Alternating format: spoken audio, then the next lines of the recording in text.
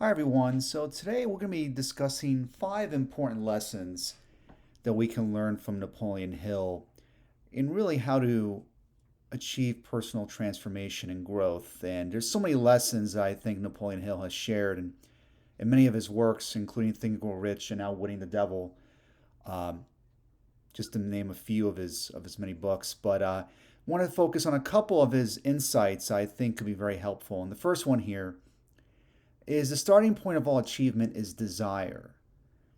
Keep this constantly in mind. Weak desire brings weak results, just as a small fire makes a small amount of heat. And he later says, whatever the mind can conceive and believe, it can achieve.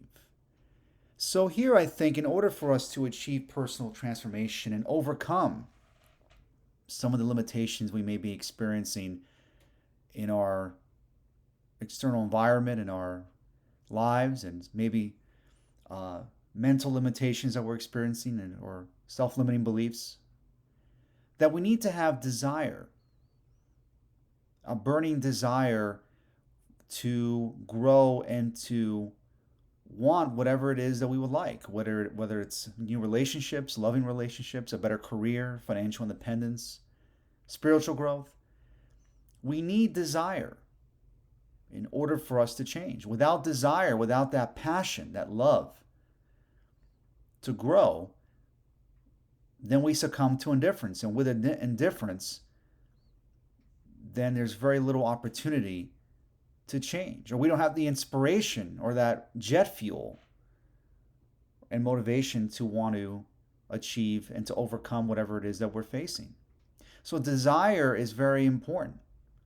Feeling that passion. And again, to once again reference Neville, feeling as if the wish is fulfilled.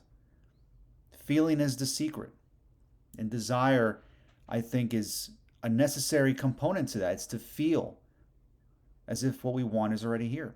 But desire can be a double edged sword because with intense desire, we also acknowledge that what we want is not in our reality. Or we're acknowledging that we don't have what it is that we desire. And then, thus, we operate under a mindset of lack where we keep staying busy and working harder and longer, thinking that if we just work harder, then we'll get what it is that we want. But remember that force negates. When we try to force an outcome, more often than not, we push it away. So desire then, as I said before, means feeling as if what we want is already here, believing that the wish is fulfilled. And if we can conceive and believe, then we can achieve it. And it all starts with the mind. In our mental studio, we can imagine new horizons, better vistas, imagining a better life where we have what it is that we want. So, in Hill, then, his second lesson, he says that opinions are the cheapest commodities on earth. Everyone has a flock of opinions ready to be wished upon anyone who will accept them. If you are influenced by opinions when you reach decisions, you will not succeed in any undertaking. So, this is just as relevant today as when Napoleon Hill said these words many, many decades ago. As today we are bombarded and inundated with so much, not just opinions, but negativity found on social media, the 24-hour news cycle, and even from friends and family and coworkers, who all have opinions and advice on how we should live our lives. So then to overcome and to move forward in living a better life and achieving personal transformation, we have to hold on to that vision, that desire, as I said before in the previous lecture or previous slide, holding on to what it is that we want, feeling as if the wish is fulfilled, while not letting external circumstances, opinions, or distractions deter us from our vision of a better life. So we must be very vigilant when it comes to what ideas we accept or reject. And that's what separates us from animals, other animals per se, is that we have the ability to think and we can decide which ideas to accept or reject. That means analyzing, questioning some of the opinions and advice we are given, questioning even our own beliefs about ourselves and the world around us and our perceptions. And by changing our perceptions about how we view ourselves and the world around us, then we can begin to make new choices and be much more deliberate towards the direction that we want to go, towards our dreams. And by being more deliberate and focusing on what we want, we are less deterred by the opinions and the distractions that are outside of us. And thus, we can incubate this dream, this vision that we have much more easily. And really honing in on those feelings and desires for what we want without trying to force it, by becoming the person that would attract these dreams and goals into our lives. So then Hill says there's a difference between wishing for a thing and being ready to receive it. No one is ready for a thing until he believes he can acquire it.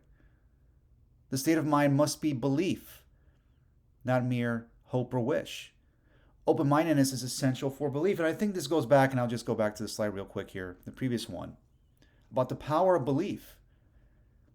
That you must reach a decision for what it is that you want. Not just wishing for it, but believing that what you want is yours. And that starts by making a decision. And when you make a decision, you're no longer deterred by distractions outside of you.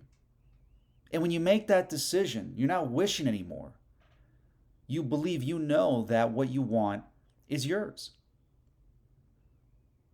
The state of mind must be belief. So what is then belief? And belief, at least my definition, and perhaps there are other definitions that are better than mine, but I think for the sake of this lecture, belief then can be defined as the consistent thoughts and ideas and even behaviors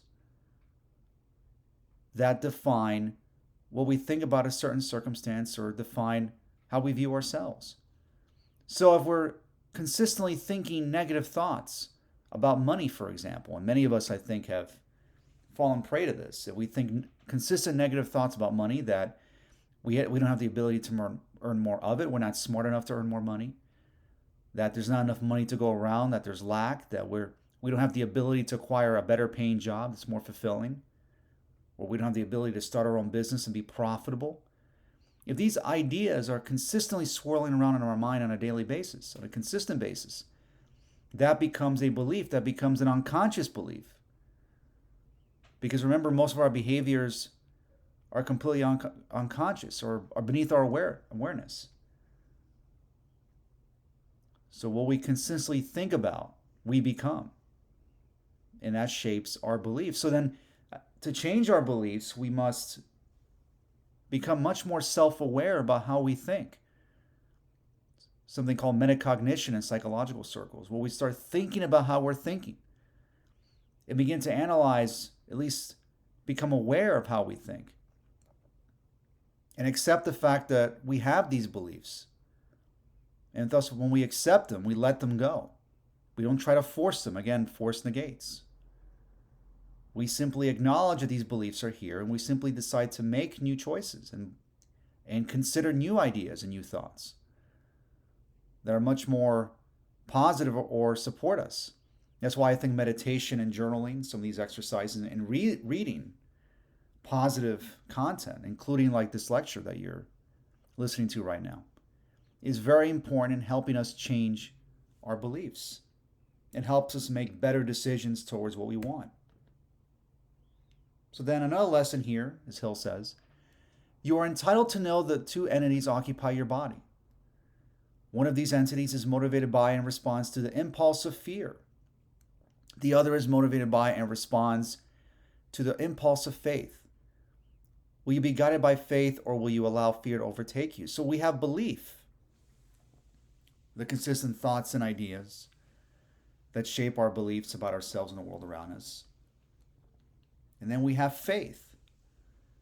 I think faith, at least what in the context of what Hill is saying, is that we act despite the fear that we are experiencing, knowing that even though we're experiencing this fear, by us taking action, a positive outcome will occur as the end result of our action.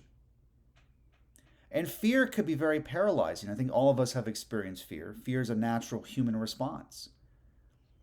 The problem is when we're constantly living in survival, this fight or flight mode, it becomes very difficult for that matter to focus on new horizons and to focus on our dreams because we're so focused on survival, just trying to survive rather than thriving and creating a life that we want.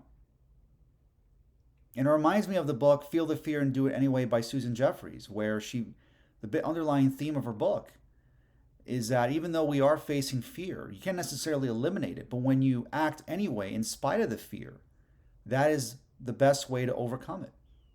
And by having faith that a positive outcome will occur as the end result, then this will allow us to help overcome our fears. And by taking consistent action and by overcoming these limitations, we can trigger flow responses.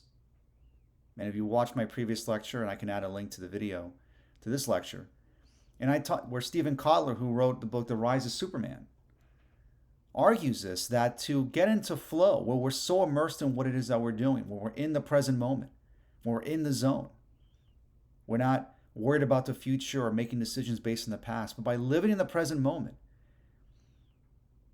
we remove these limitations. We become less self-conscious about ourselves.